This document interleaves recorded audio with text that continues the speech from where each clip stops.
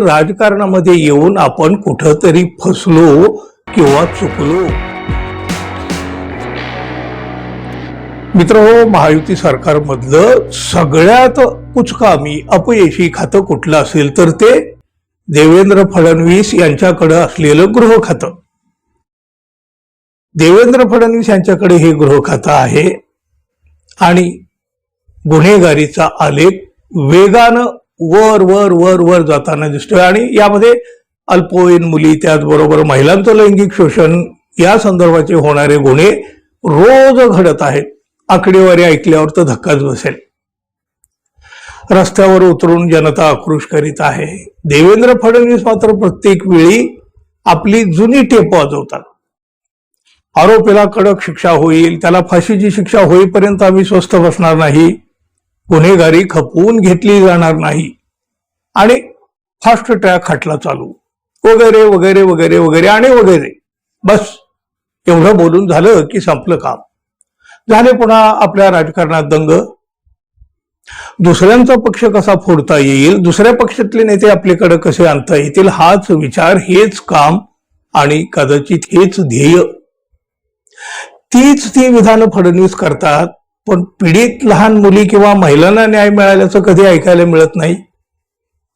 आता नरसापूर इथं घडलेल्या घटनेबाबत देखील फडणवीस तेच बोललेले आहेत. फास्ट ट्रॅक कोर्टात खटला चालू म्हणतात. काय होतं तिथं? जळगाव जिल्ह्यातल्या गोंडगाव इथं 3 वर्षापूर्वी अल्पवयीन मुलीवर अत्याचार झाला, तिची हत्या झाली. अहो, दगडानं ठेचून ठेचून मारलं होतं तिला. हे प्रकरण फास्ट ट्रॅक कोर्टाकडे दिलं. 3 वर्ष झाली, न्याय मात्र अजूनही नाही. आणि मग याच मुद्द्यावर आमदार रोहित पवार यांनी सुद्धा सरकारला सवाल केला. वर्षभरात महिलांच्या बाबतीत 50,000 पेक्षा जास्त गुन्हे महाराष्ट्रात दाखल झालेले आहेत. दिवसाला 137 गुन्हे. महाराष्ट्रात दिवसाला 24 बलात्कार होत आहेत, म्हणजे तासाला 1 बलात्कार होतोय. वर्षभरामध्ये 13,000 लहान मुलीवर अत्याचार होत आहेत. अत्याचार करणाऱ्यांना भीती वाटत नाही का? त्यांना पोलिसांची भीती राहिली नाही का? असा सवाल सुद्धा रोहित पवार यांनी उपस्थित केला. गोंडगावच्या पीडित कुटुंबाची भेट सुद्धा रोहित पवार यांनी घेतली आणि 3 वर्षापूर्वी झालेल्या एवढ्या मोठ्या घटनेत आता तरी न्याय मिळवून द्यावा अशी मागणी त्यांनी सरकारकडे केली. पण यापेक्षा सुद्धा ते जे काही बोलले ते अत्यंत अंतर्मुख करणारं नक्कीच आहे. राज्यातल्या लहान मुली आणि महिलांना न्याय देता येत नसल्यामुळं राजकारणामध्ये येऊन आपण कुठंतरी फसलो किंवा चुकलो अशी एक खंत त्यांनी बोलून दाखवली. संवेदनशील मनाची ही खंत आहे मित्रांनो. अशी खंत राजकारणातील किती लोकांना वाटते? मुळात राजकारणामध्ये संवेदना उरली तरी आहे काय?